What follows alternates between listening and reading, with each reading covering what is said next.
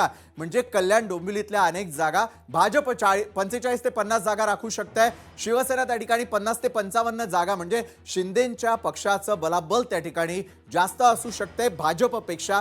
त्यानंतर मग इतरांना एक जागा 10 ते 15 जागा उद्धव बाळासाहेब ठाकरेंची शिवसेना अशा प्रकारचं एकंदरीत चित्र कल्याण डोंबिवलीत असू शकते।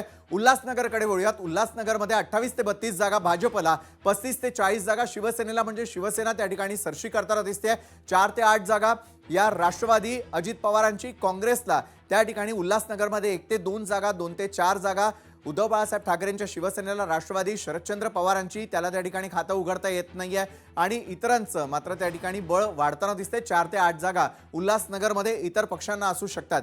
भिवंडी आणि पनवेलचंही देखील चित्र आपण पाहतोय। भिवंडीमध्ये 18 ते 22 जागा भाजपला, 10 ते 15 जागा शिवसेनेला, त्यानंतर राष्ट्रवादी अजित पवारांची एकही जागा त्या ठिकाणी नाही, 25 ते 30 जागा या काँग्रेस मिळवू शकते।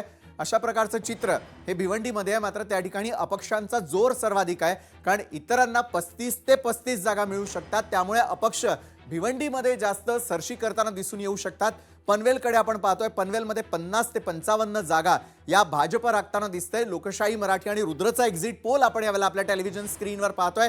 1 ते 2 जागा या शिवसेनेला, राष्ट्रवादी अजित पवारांची 1 जागा, 4 ते 8 जागा काँग्रेस, 7 ते 10 जागा उद्धव बाळासाहेब ठाकरेंची शिवसेना, राष्ट्रवादीची म्हणजे शरदचंद्र पवारांची राष्ट्रवादी 2 ते 5 जागा, 1 जागा आणि त्यानंतर इतर पक्ष जे आहेत किंवा अपक्ष जे आहेत 15 ते 20 जागा मिळवू शकतात। कोकण विभागाचा एकंदरीत अंदाज लोकशाही मराठीचा आणि रुद्रचा एक्झिट पोल आपण टेलिव्हिजन स्क्रीनवर पाहिला।